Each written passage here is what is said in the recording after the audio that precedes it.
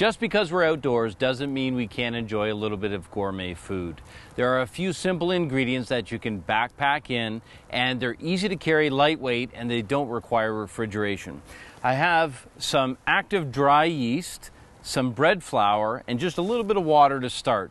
I'm going to make a focaccia, but because we don't have fresh rosemary or garlic or some of the familiar flavors that go with focaccia, we're going to do something simple.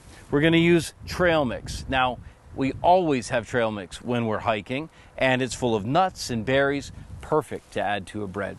So I'm going to add a tablespoon to about a cup of water, give that a stir, and then just let the yeast activate, and then bring it together with the flour into a nice supple dough.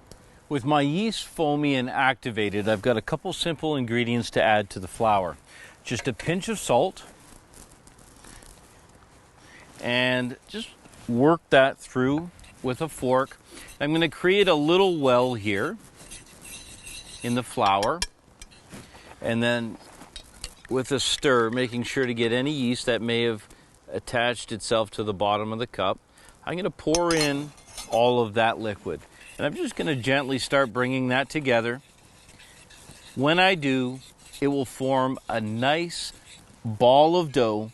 I'll cover it up and just let it rest for about an hour or until it shows just a little bit of resistance and about doubled in size, and it'll be ready to put on the fire. With the dough fully risen, I can uncover it. Look at that. So beautiful. And I've got a cast iron pan already heated. Now you might say, well, I don't have a cast iron pan in the woods. Well, I wouldn't go to the woods without one. But if you don't have one, you can use a large flat rock, heat it inside the fire, and you'll get great results. A little bit of olive oil. We'll just roll that around on a nicely seasoned pan. And it's as simple as just picking up that dough and placing it on the pan. Going to just form it with our hands, making sure it's not too thick because we don't have an oven. Just have radiant heat to cook this. And then my little addition is going to be the trail mix. So I'm just going to take the trail mix and spread it on top. Got some sweet cranberries, currants. We've got some nuts, some whole grains.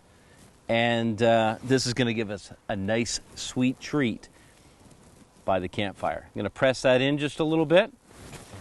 Back on the fire, and before you know it, it'll be ready.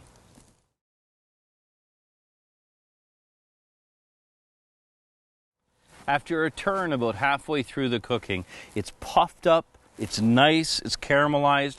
I topped it with just a little bit of brown sugar to give it some sweetness. Now that's just a little bit of sea salt. Let's get a slice of this and see what it looks like.